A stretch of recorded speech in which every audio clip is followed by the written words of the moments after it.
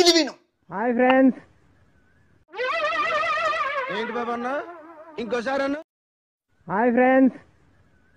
ఈరోజు non primitive data types అంటే ఏంటో తెలుసుకుందాం. మీ అందరికీ ఒక డౌట్ రావచ్చు, ప్రిమిటివ్ డేటా టైప్స్ ఉన్నాయి కదా, ఇంకా నాన్ ప్రిమిటివ్ డేటా టైప్స్ ఎందుకు అని. Primitive data types simple and small డేటాని మాత్రమే స్టోర్ చేసుకోగలవు. ఒకవేళ బిగ్ ఆర్ కాంప్లెక్స్ డేటాని స్టోర్ చేయాలి అంటే ఎలా? అందుకే జావాలో నాన్ ప్రిమిటివ్ డేటా టైప్స్ని ఇంట్రడ్యూస్ చేశారు.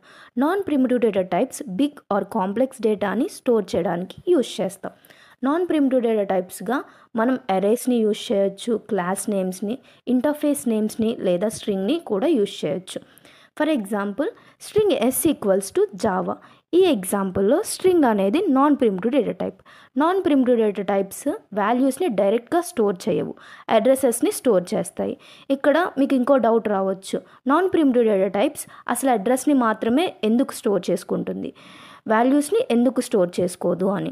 ఎందుకంటే ఫర్ ఎగ్జాంపుల్ అరేని తీసుకుంటే అరేలో చాలా వాల్యూస్ ఉంటాయి, అవన్నీ డైరెక్ట్గా స్టోర్ చేయడానికి మెమరీలో స్పేస్ ఉండదు. అందుకే జావా అడ్రస్ని స్టోర్ చేస్తుంది. నాన్ ప్రిమిటివ్ డేటా టైప్స్ అంటే చాక్లెట్ బాక్స్ లాగా. ఎందుకు చాక్లెట్ బాక్స్తోనే కంపేర్ చేస్తున్నా అంటే, చాక్లెట్ బాక్స్ అంటే నాన్ ప్రిమిటివ్ డేటా టైప్. అందులో చాక్లెట్స్ అంటే మల్టిపుల్ వాల్యూస్. బాక్స్లో డైరెక్ట్గా చాక్లెట్స్ ఉండవు. అలాగే జావాలో నాన్ ప్రిమిటివ్ డేటా టైప్స్ డైరెక్ట్గా వాల్యూస్ని స్టోర్ చేయవు, అడ్రస్ని స్టోర్ చేస్తుంది. మీకు కంటెంట్ నచ్చితే please like, share and subscribe our channel.